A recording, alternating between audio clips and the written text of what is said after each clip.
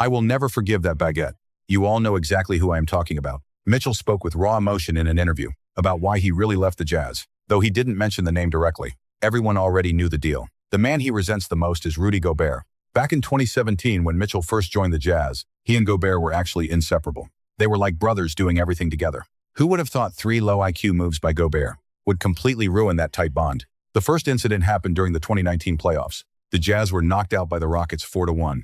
Over those 5 games, Mitchell averaged 23.2 shots per game, but his shooting percentage was a brutal 32.3%.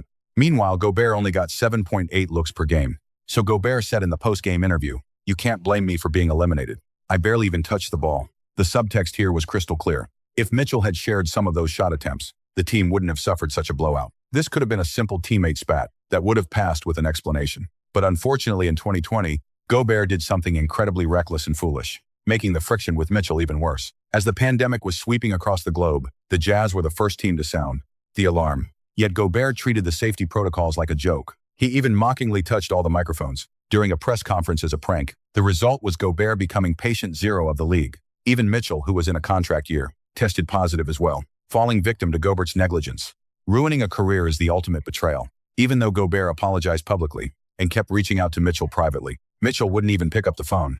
And the third thing Gobert did, the one that really ended their relationship, happened in the 2021 second round against the Clippers. The Jazz were on a roll back then, taking a dominant 2-0 lead. Then news broke that Kawhi would miss the rest of the series. It was a golden opportunity for a conference finals run, but the shorthanded Clippers somehow caught fire, winning 4 straight to send the Jazz home. Gobert then took a shot in an interview, claiming Mitchell's defense was worse than Devin Booker's. Mitchell fired back by stating openly that he would never forgive that baguette.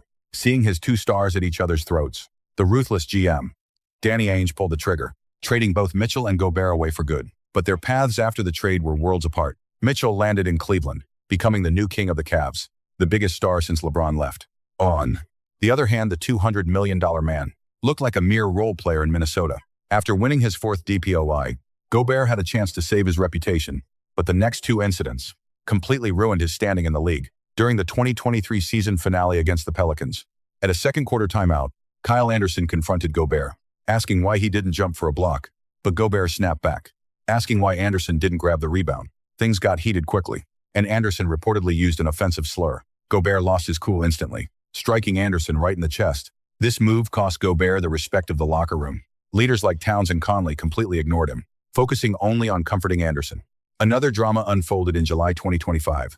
Shaq publicly blasted Gobert, saying he wasn't worth that massive contract. He even said if Gobert made the Hall of Fame, he would personally resign from it.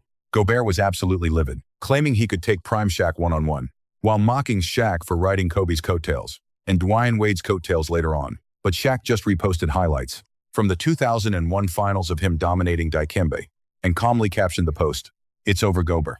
Mutombo had 4 DPOIs and couldn't stop me, and neither could you."